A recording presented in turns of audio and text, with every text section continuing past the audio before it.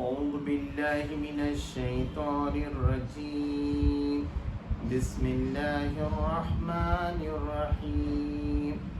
والسماء ذات البروج واليوم الموعود وشاهد ومشهود.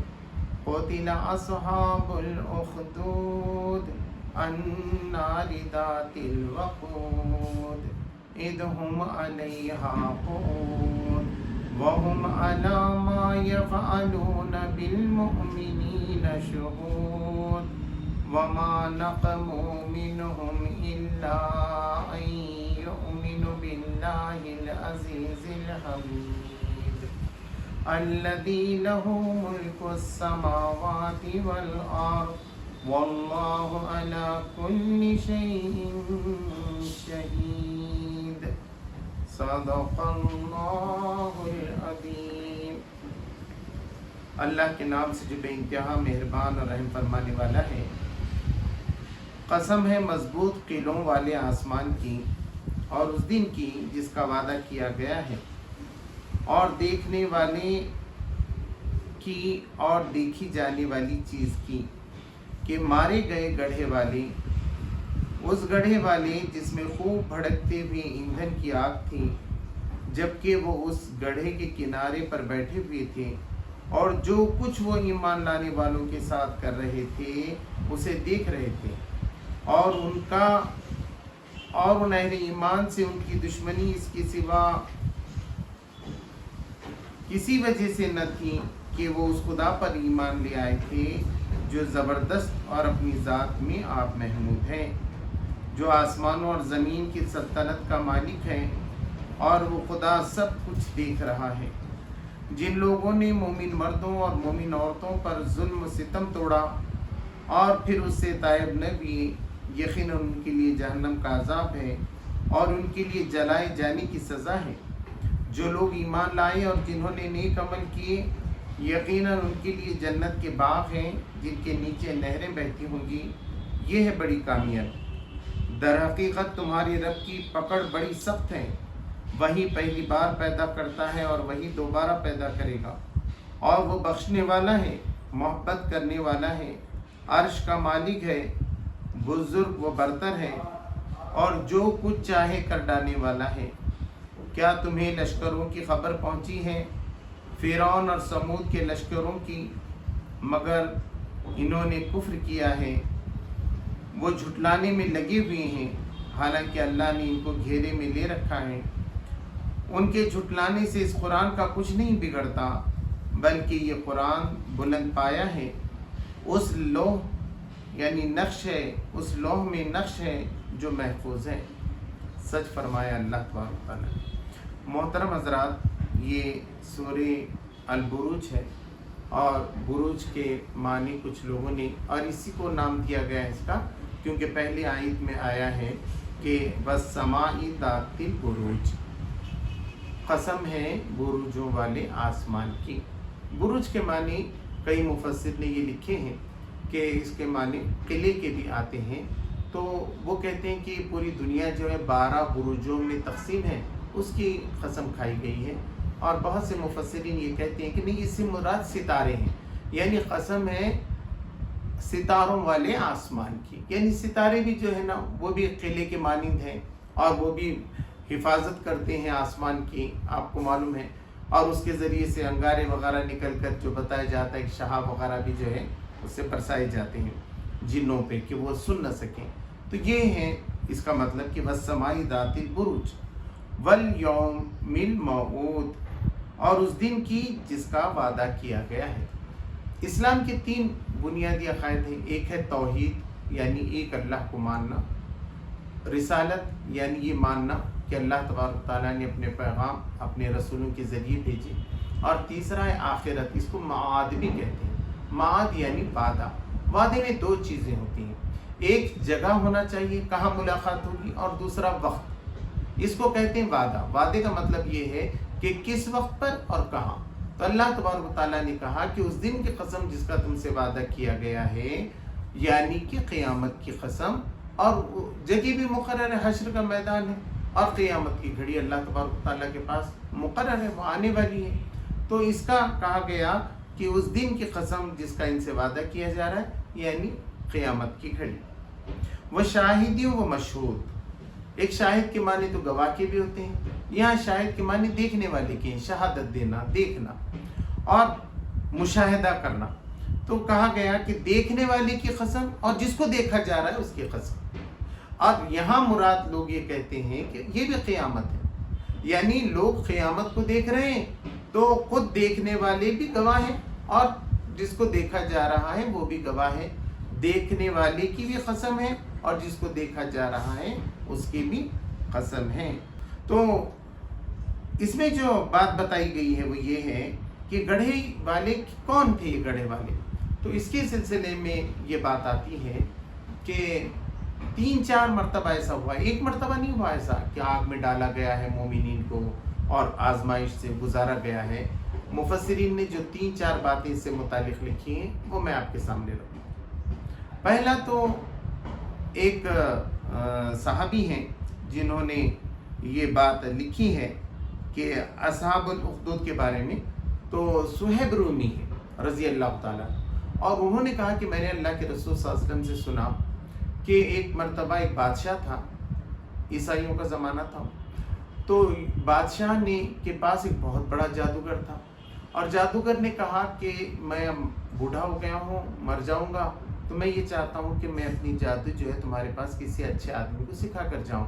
उन्होंने देखा कि एक बहुत ही होनहार लड़का था तो उसको जो है सिखा दिया कि इसको भेजते थे रोज़ शाम को कि उसके पास से जादू सीख कर आओ। वो बच्चा जाते जाते वो लड़का जो एक राहिब के पास, जो ईसाई राहिब था, बहुत खुदा का जिक्र करने वाला और बहुत ऊंची पहुंच थी उसकी रूहानी कैफियत के लिहाज से, वो उनसे मुतासिर हुआ, उनसे जो है ना सबक लेने लगा।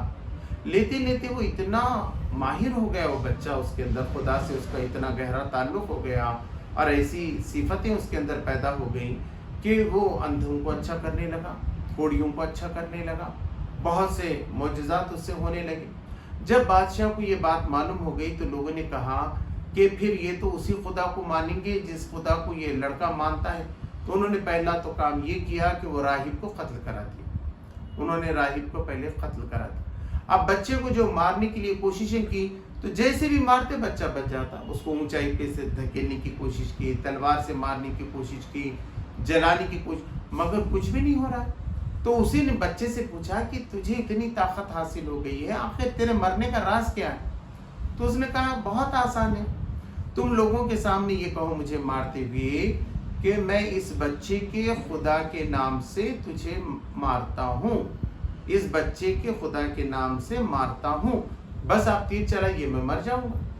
अब सब लोगों ने कहा कि देखिए बच्चे ने ये बात कही है, राजा मारने वाला है। बहुत से लोग जमा हो गए और वाकई उसने ऐसी कहा कि इस बच्चे के रब की कसम मैं मार रहा हूँ इसको, तो लग गया, बच्चा मर गया। लेकिन लोगों को यकीन हो गया, लोगों को इस बात का यकीन हो गया कि ये बच्चे का रब तो सही है, किसी से तो मर नहीं रहा था, लेकिन उसके रब ही के नाम से वो मर गया। तो लोग और ज़्यादा ईमान लाए, इस पे वो बहुत भड़क उठा और उसने सड़क के दोनों किनारे, रास्तों के दोनों किनारे जो है गड्ढे बनाए, उसमें आग डाली और कहा कि जो अब इस खुदा को छोड़कर मेरी इबादत नहीं करेगा मैं इसको आग में डालूंगा।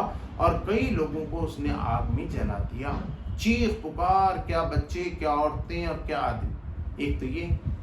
दूसरी जगह और एक ऐसी वाक़या है कि एक बादशाह था और उसने इसी तरीके से किया और जब नहीं माना लोगों ने तो उसने भी गड्ढे खुदाए और जो है ना आग में डाला, उसमें वो जल गई। एक लेकिन मशहूर सबसे ज़्यादा जो किस्सा है वो जो है 6ठी हिजरी का है, जिसमें नबी करीम सल्लल्लाहु अलैहि वसल्लम की विलादत भी हुई। नबी करीम सल्लल्लाहु अलैहि वसल्लम की पैदाइश 571 ईस्वी में हुई। तो ये इससे पहले का वाक़या है कि 523 का वाक़या है कि यमन के जो बादशाह था उसके बारे में आता है कि वो पहले यसरीब आ गया था, यानी मदीना का नाम यसरीब था पहले। वहाँ से उसने यहूदी धर्म को अपनाया और अपने साथ यहूदी लोगों को लेकर गया और वहाँ पर वो जो है यमन में उनको बसाया। लेकिन उनका ये ख्याल हुआ कि नजरान जो है ना ये बहुत अच्छी ईसाई की बस्ती है, इस पर ही हमको कब्ज़ा करना चाहिए। اور دوسری بات یہ ہے کہ وہاں دولت بھی بہت زیادہ تھی، شہرت بھی بہت زیادہ تھی، تو ہوا یہ کہ انہوں نے کیا کیا، اس پہ بہت تیزی کے ساتھ حملہ کر دیا۔ حملہ کرنے کے بعد ہوا یہ کہ وہاں کے لوگوں نے، تو عیسائی تھے، وہ تو خدا کو ماننے والے تھے اور عیسیٰ علیہ السلام کے صحیح مذہب پہ تھے، تو انہوں نے جو ہے نا ان کی بات ماننے سے انکار کیا، تو اس نے پکڑ کر جو ہے ان کو جلا دیا۔ تاریخ میں بھی یہ واقعہ ہے، آج بھی جو تاریخ کی کتابیں انگلینڈ وغیرہ سے چھپی ہیں، تفہیم القرآن میں اس کے نام وغیرہ بھی دیے گئے ہیں کہ کون سی کتاب کب چھپی ہے، 1924 تک کتابیں چھپی ہیں، اور عیسائیوں کے پاس بھی یہ بہت مشہور واقعہ ہے۔ کہتے ہیں کہ اس میں تقریباً 20,000 سے لے کے 40,000 لوگ تک جو ہے جلا کر مار دیے گئے تھے۔ بس وہ پکارتے تھے، چیختے تھے اور یہ پکڑ پکڑ کر اس کے اندر ڈالتے تھے۔ تو یہ ہے وہ واقعہ، اور یہی وہ نجران ہے جہاں عیسائیوں نے کعبہ کے جیسا ایک گھر بنا لیا، اور وہ چاہتے تھے کہ لوگ کعبہ کو نہ جائیں بلکہ وہاں جائیں۔ یہ نبی کریم صلی اللہ علیہ وسلم سے پہلے کی بات ہے۔ لوگ جب اس زمانے بھی کعبہ کا حج ہوتا تھا اور وہ یہ چاہتے تھے کہ یہاں ویسا ہو، لیکن زیادہ وہ نہیں مانے، یہاں تک کہ اللہ کے رسول صلی اللہ علیہ وسلم کے زمانے میں بھی نجران کا ایک وفد آیا۔ سورہ مائدہ میں بھی اس کا ذکر ہے کہ وہ نجران کا وفد آیا اور انہوں نے یہ سب کہا، لیکن آخری میں انہوں نے کہا کہ ہمارا کعبہ صحیح ہو سکتا ہے یا تمہارا کعبہ صحیح ہو سکتا ہے، آپ صحیح ہیں کہ ہم صحیح ہیں۔ تو نبی کریم صلی اللہ علیہ وسلم نے کہا کہ آئیے ہم مباہلہ کرتے ہیں، یعنی تم بھی تمہارے بچوں کو لاؤ، ہم بھی اپنے بچوں کو لاتے ہیں، تم اپنی عورتوں کو لاؤ، ہم اپنی عورتوں کو لاتے ہیں، تم بھی آؤ اور ہم بھی آؤ، اور ہم اللہ سے سب مل کر دعا کریں گے کہ اللہ جو سچ ہے اس پہ تیری رحمت ہو، اور جو ہم میں سے غلط ہے اس پہ تیری مار پڑے۔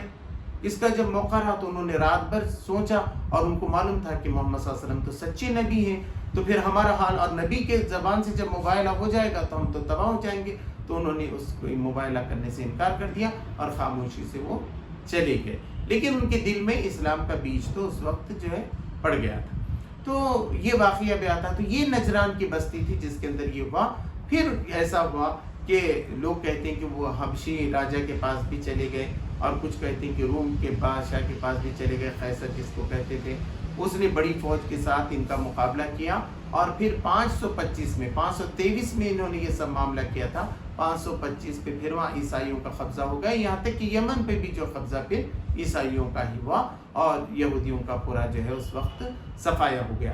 تو یہ وہ لوگ تھے۔ ایک تو ابراہیم علیہ السلام کی جیسا واقعہ ہے کہ آگ میں ڈالے، اللہ تبارک تعالیٰ نے بچا لیا، مگر کبھی ایسا بھی ہوا ہے کہ اللہ تبارک تعالیٰ نے آزمائش لی اور لوگوں کو جلایا ہے، چاہے لوگ جلیں، یا میں نے کہا کہ جیسے جالنا میں ہوا تھا کہ لوہے میں ایک آدمی گر گیا اور پورا پگھل گیا، تو کیسا بھی مٹی ہو جائے، جانا تو اللہ کے پاس ہے، اللہ تبارک تعالیٰ قیامت میں ان سب کو جو اٹھانے والا ہے۔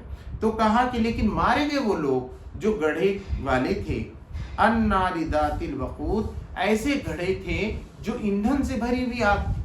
آگ کیا تھی؟ ایندھن، جو چیز جلتی ہے، جیسے لکڑیاں جلتی ہیں، پیٹرول جلتا ہے، ایسے ایندھن لگائے ہوئے تھے اس کے اندر، جس سے وہ جو ہے گڑھے جل رہے تھے، اس میں سے آگ نکل رہی تھی۔ اذ ہم علیہا قعود، اور وہ بازو میں بیٹھے تماشا دیکھ رہے تھے، ڈھکیل رہے تھے یہ مومنین کو اس کے اندر، اور کچھ لوگ تو نظارہ کر رہے تھے کہ کیسے یہ جلایا جا رہا ہے، دھوم چل رہی ہے، اتنے یہ لوگ ظالم ہو گئے۔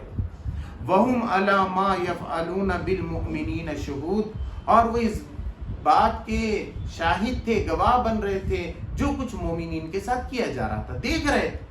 اگر ڈھکے نہیں رہے تو کم سے کم وہ جو ہے بازو میں بیٹھ کر ایسے لوگ جو ہے دیکھ رہے تھے۔ اللہ تبارک و تعالیٰ نے وہ سب کو گڑھے والے ایک ساتھ کہا ہے۔ اس کے بعد فرمایا وَمَا نَقَمُوا مِنْهُمْ إِلَّا أَن يُؤْمِنُوا بِاللَّهِ الْعَزِيزِ الْحَمِيدِ، اور ان کی دشمنی، ان کا یہ انتقام ان کی وجہ سے تھا کہ وہ ایمان لائے تھے اللہ پر، جو بہت زبردست اور تعریف کے قابل ہے، اپنے آپ میں تعریف کے قابل ہے، اور اس کے سوا کون خدا ہو سکتا تھا؟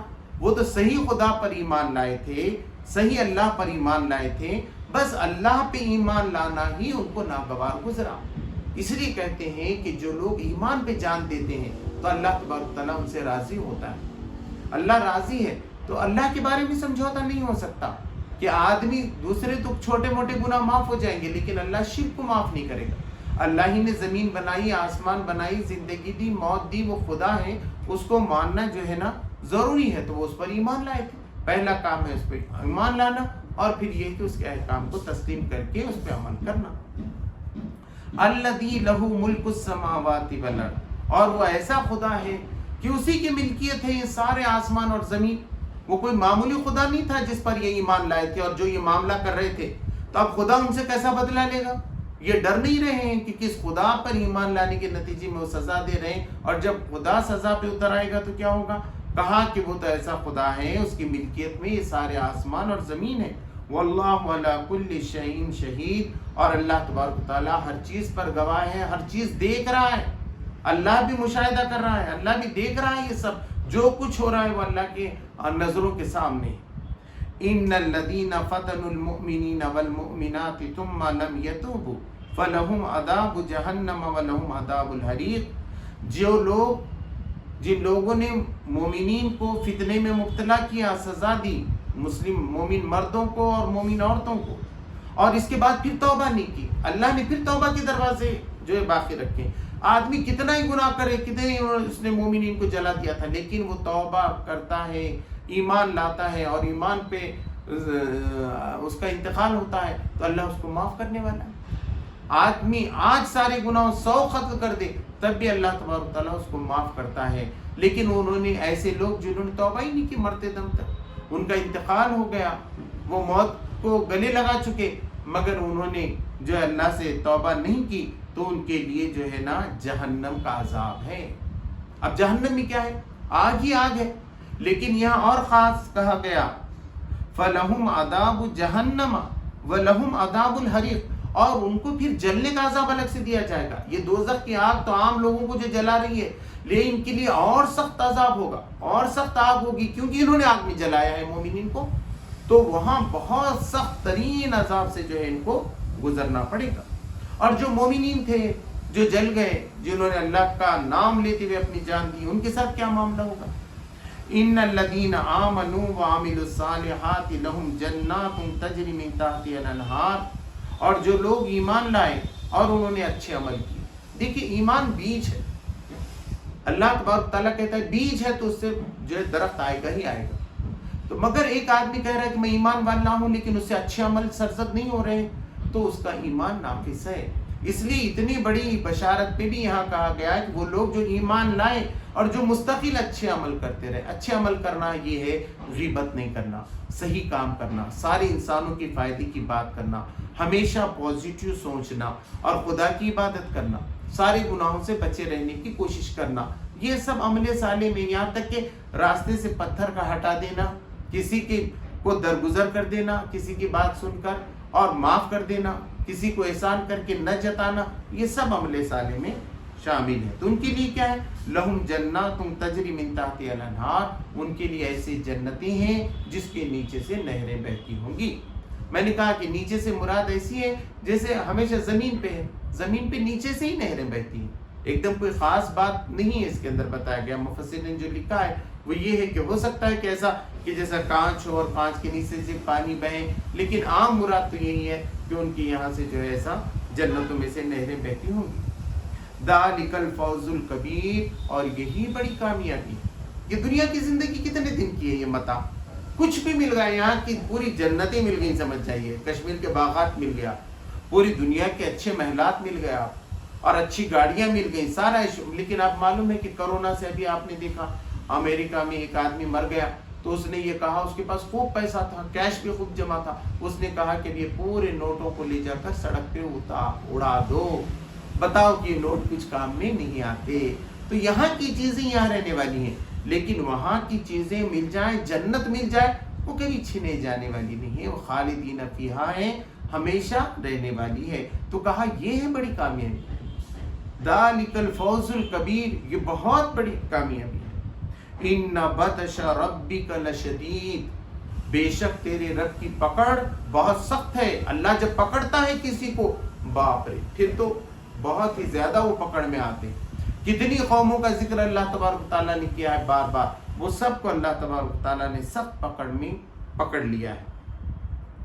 इन्नहु हुवा युबदिउ व युईद, वही पहली बार पैदा करता है, वही दोबारा फिर उसको मबूस करता है, फिर पैदा करता है।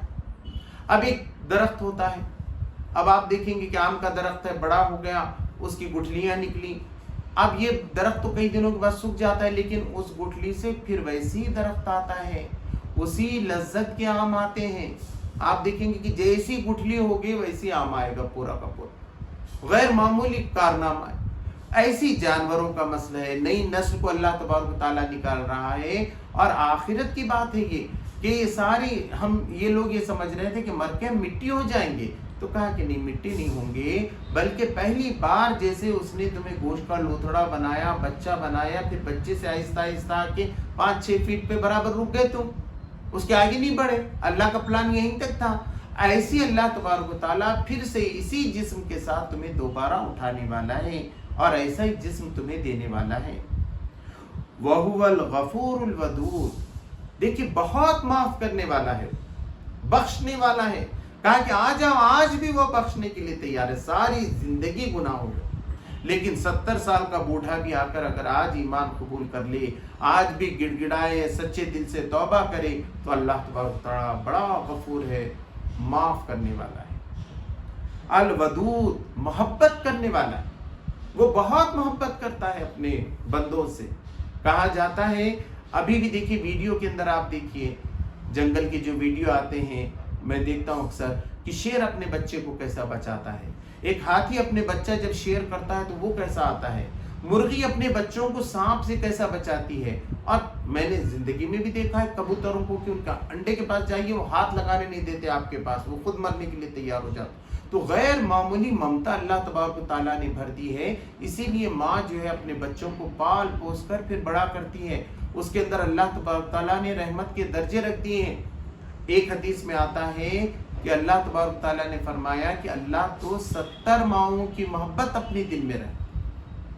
अल्लाह की कोई बंदगी करने से अल्लाह तबारक व तआला के मर्तबे में कोई बढ़ाई नहीं होती, या उसकी कोई क़ुव्वत में इजाफा नहीं होता कि सारे लोग दुनिया की अगर बंदगी कर रहे हैं तो अल्लाह की क़ुव्वत बढ़ रही, और सब इनकार कर दें तो अल्लाह तबारक व तआला की क़ुव्वत कम हो जाए। नहीं, वो तो अपने आप में मुकम्मल है, उसमें कोई ऐब में नहीं है, उसमें कोई कमी और ज़्यादती नहीं होती है, वो तो मुकम्मल होता है। लेकिन कुरान मजीद में अल्लाह तबारक व तआला ने कहा कि अल्लाह इस बात को पसंद करता है कि लोग ईमान लाएं, अल्लाह की बंदगी करें और अच्छे अमल करें, और अल्लाह तबारक व तआला इस बात को नापसंद करता है कि बंदा कुफ्र करे। तो अल्लाह की पसंदगी और नापसंदगी का मसला है कि हम ऐसे काम करें, अल्लाह मोहब्बत करता है तो हम ऐसे काम करें कि अल्लाह तबारक व तआला को जो काम पसंद है अगर वो करें तो हम अल्लाह के पसंदीदा बंदे बन जाएंगे, अल्लाह हमसे मोहब्बत करेगा। और मुसलमानों के बारे में भी कहा कि वह अशद्दु हुब्बलिल्लाह, वो सबसे ज्यादा अल्लाह को मोहब्बत रखते हैं। अगर उनकी औलाद अल्लाह की बंदगी नहीं कर रही है या धोखा दे रही है, उसके खिलाफ है, तो वो अपने औलाद से भी मोहब्बत नहीं करते, अपने बाप से भी नहीं करते, अपने भाई से भी नहीं करते, अपने खानदान से भी नहीं करते। उनका ताल्लुक होता है कि जो खुदा से जितनी मोहब्बत कर सकता है उतनी मोहब्बत उनको उनसे होती है। तो अल्लाह तबारक तआला मोहब्बत करने वाला है। ये जलाने वालों से भी कहा गया था कि अगर लौट आओगे तो अल्लाह तुमसे मोहब्बत करने वाला, अगर तुम माफी मांग लो। दुल अर्शिल मजीद, और वो अर्श वाला और वो बुजुर्ग अर्श वाला है, बहुत ही बाला बुजुर्ग वो बरतर है, उसका अर्श भी बुलंद है और वो उसकी बुजुर्गी भी जो है बुलंद है। फ़अालुल लिमा युरीद, और जो चाहता है करता है, उसको कोई रोकने वाला नहीं, उसका कोई हिसाब लेने वाला नहीं है, उसको कोई पकड़ने वाला नहीं कि ये काम करे कि ना करे। किसी को माफ़ करना चाहे तो माफ़ कर सकता है, जिसको सज़ा देना चाहे सज़ा दे सकता है, जिसको खैर से नवाजना चाहे नवाज दे, जिसका नुकसान करना चाहे। तो अल्लाह तबारक व तआला को कोई पकड़ने वाला नहीं है, वो जो चाहता है करता है। हल अता का हदीतुल जुनून, क्या तुमको लश्करों की, अब इनको क्या गर्रा था, ये सब बातें हो रही मक्का के लोगों को, और मक्का के लोग ये कहते थे हम बड़े लश्कर, सारा अरब हमारे पीछे है, हम काबा के मुतवल्ली हैं। तो अल्लाह तबारक व तआला ने कहा क्या तुमको लश्करों की भी कुछ खबर पहुंची है? हल अता का हदीतुल जुनून, क्या तुम्हें पहुंची है लश्करों की खबर? कैसे कैसे लश्कर हुए थे?